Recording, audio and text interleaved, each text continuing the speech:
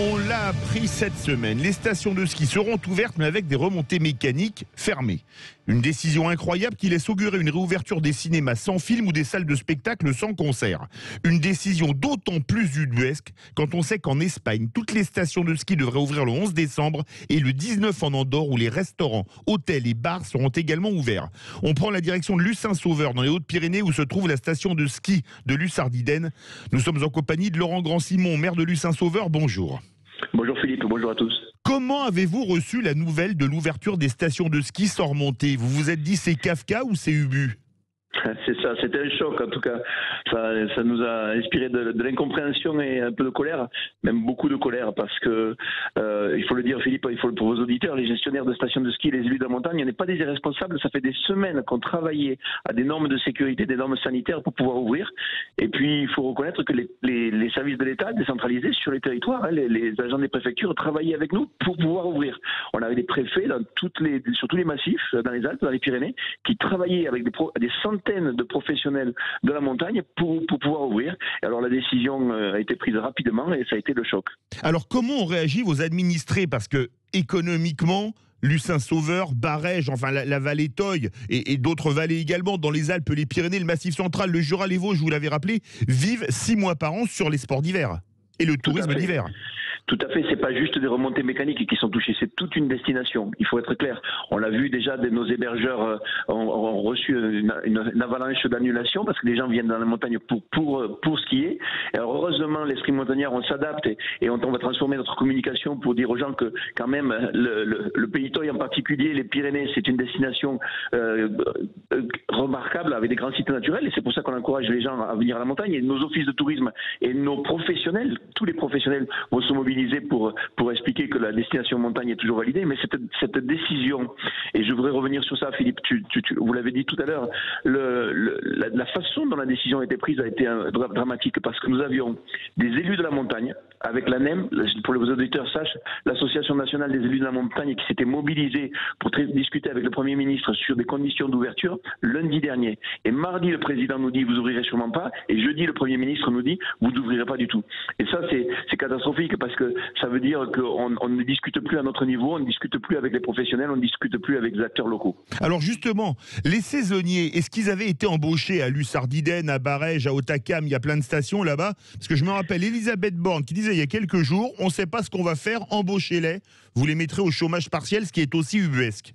Alors, il y a eu une réunion avec le président du département des Hautes-Pyrénées, avec le préfet, là, il y a 2 jours, où était présent le représentant de la Directe, le représentant de l'État. Et alors, en effet, il y a des efforts qui sont faits pour les saisonniers, c'est-à-dire qu'il y a des primes, c'est-à-dire qu'on nous encourage à les embaucher. Nous, on peut vraiment démarrer la station que quand il y a la neige. Il y a certaines conditions aussi qui le font, mais bien sûr, on met en place des mesures pour travailler avec nos saisonniers. Et donc, il y a des minimums de longueur de saison, mais ça ne change pas les choses.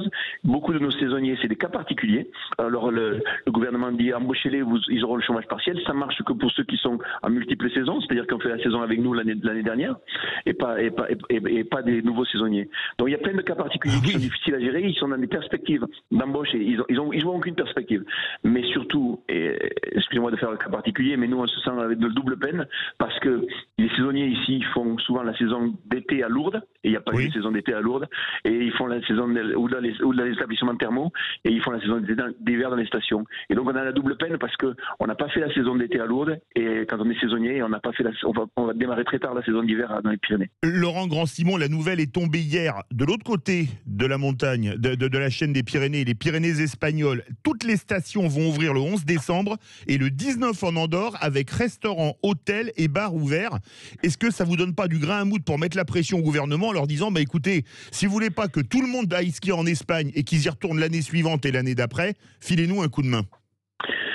Je pense que les exploitants espagnols se sont mieux débrouillés parce qu'ils ont mis la pression avant la décision. Et nous, on a été surpris par la décision parce que quand on a Baquera qui annonce l'ouverture le 11 alors que l'État espagnol n'a pas encore pris de décision, c'est mettre de la pression publique. Alors Baquera, je l'explique pour les auditeurs qui ne sont pas des Pyrénées, c'est un peu le Chamonix espagnol. C'est vrai. C'est nous, c'est Luzardine. Non, Luzardine, c'est Chamonix français. Pyrénéen. Merci Philippe. Donc, c'est vrai, Baqueira, c'est un exemple de station. C'est ce qu'on appelle la station du roi en Espagne. Et c'est vrai que ça met la pression quand une station comme Baqueira annonce, avant les annonces gouvernementales, publiquement une annonce d'ouverture. Nous, on avait travaillé, en fait, le travail des élus de la montagne, c'était réalisé le lundi dernier, en demandant expressément au gouvernement, au Premier ministre, de retarder la décision de 10 jours. Et on avait eu cet accord. On avait bougé tous ensemble pour dire au Premier ministre et au ministre de l'économie, retardez la décision des 10 jours, vous voyez quel sera l'impact sur les hôpitaux, et ensuite on parle. Et 48 heures plus tard, on a eu l'annonce, bam, ils nous ont dit oui, on retarde la décision des 10 jours, et 48 heures plus tard, on nous dit c'est fermé. Ce qui est une aberration.